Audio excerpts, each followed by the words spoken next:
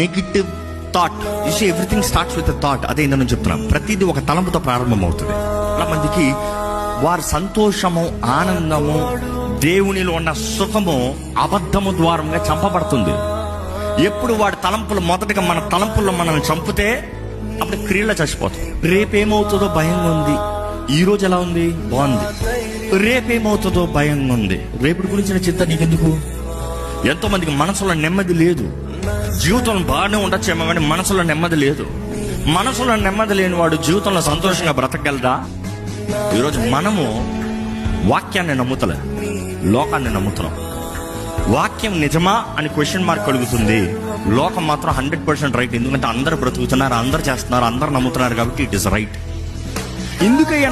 అందరు చేస్తున్నారు కదా, అందరు ఇస్తున్నారు కదా, అందరు బ్రతుకుతున్నారు కదా, అందరికి పర్వాలేదు కదా, దేవుడికి పర్వాలేదా?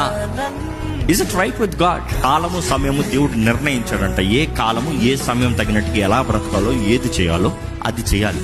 వెత్తాల్సిన సమయంలో వెత్తాలి, కోయాల్సిన సమయంలో కోయాలి. ఎందుకంటే వాడు మోసగాడు, వాడు మోసపరుస్తున్నాడు.